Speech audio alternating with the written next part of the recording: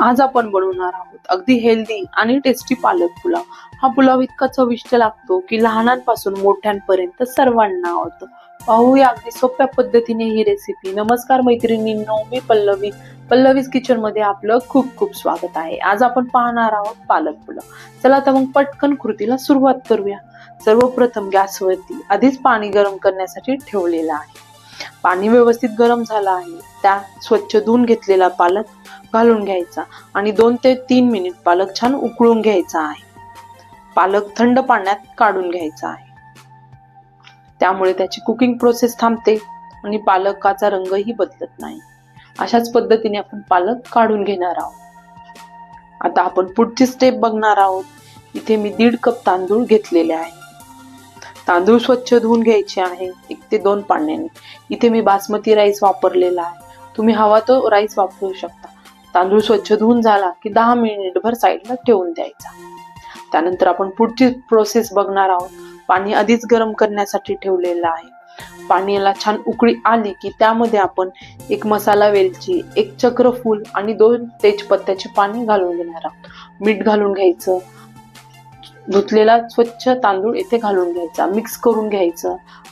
1 tablespoon लिंबाचा रस इथे यूज करायचा, त्यामुळे भात मोकळा होतो आणि भात शिजेपर्यंत आपल्याला वाट पाहायची आहे। 70 ते 80% भात आपल्याला शिजून घ्यायचा आहे, त्यामधलं पाणी काढून घ्यायचं आहे। तुम्हाला दिसतच असेल 70 ते 80% भात छान शिजलेला आहे। आपल्याला पालकची प्युरी तयार करून घेतलेली आहे। गॅसवरती 1 टोप ठेवला, त्यात 2 टेबलस्पून तेल घालून घेतलं। तेल गरम झालं की त्यामध्ये आपल्याला बटाटे घालून घ्यायचे आहे। हे पूर्णपणे ऑप्शनल आहे।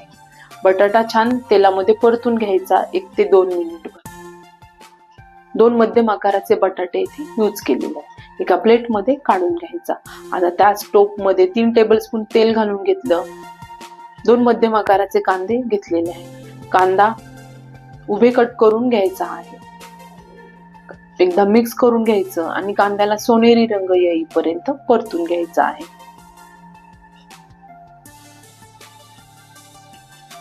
कांद्याचा रंग बदलत आहे, तुम्हाला दिसतच असेल।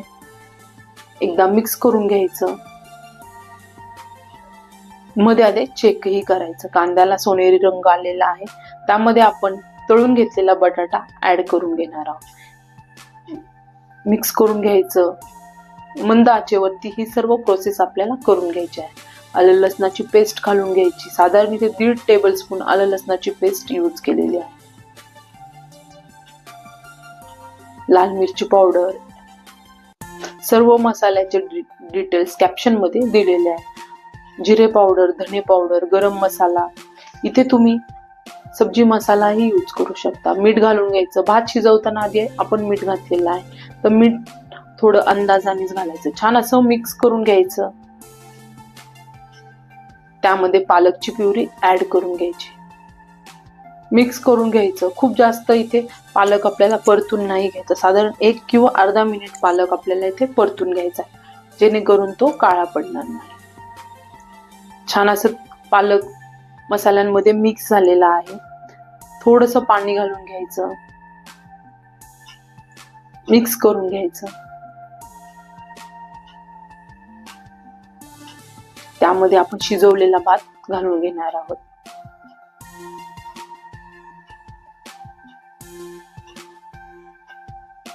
मिक्स करून घ्यायचं।